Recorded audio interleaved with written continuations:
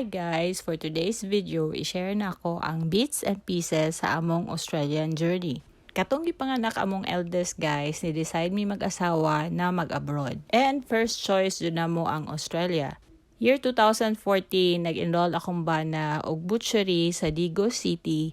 Since na mga Australian employers na willing mo sponsor og butchers from the Philippines. Pero katong nahuman na siya sa iyang butchery training, daghan namang good gayo silang nga naga-trade test and murag lesser ang chance akong bana na ma-hire ato nga time. Nag-decide me for plan B. Ang plan B is ako ang mo-apply for visa based sa akong skills. 2015, we took the chance, nag-take me og IELTS pareho. Nagkuha ako og skills assessment and migration assessment sa CPA Australia and gipasa ang mga documents within 2015. During that time guys, dili pa inana kadaghan na nag-apply and bago pa gi-implement ang pag-apply online sa mga visa diri sa Australia. DIY lang mi ato guys and wala mi niagi og agent para to save money. Pero, dili po na ako gina-recommend na dili mo moagi og agent. Labaw na if complicated in yung case.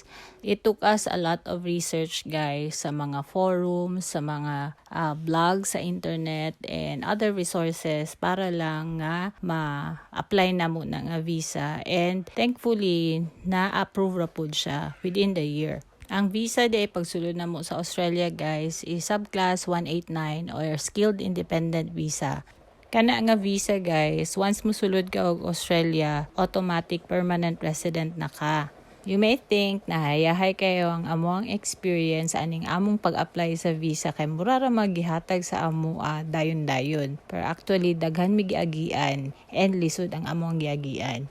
Isa sa amo ang challenges ato nga time guys is nabuntis ko year 2015 and wala na include ang akong second baby sa amo ang visa. So pag grant sa visa, kailangan pa nako mo apply og another visa for him after nako siya ipanganak.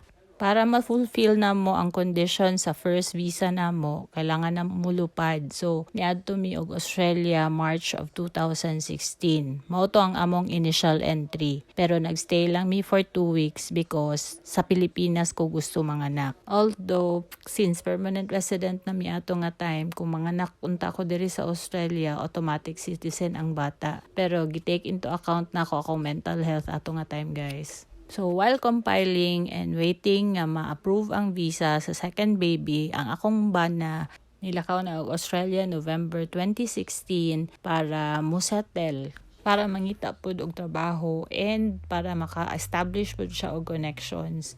Balik-balik lang siya og Pilipinas while gahulat mi sa visa sa second baby. And finally, 2017 December, niabot na jud ang ginahulat namo nga child visa 101, subclass 101.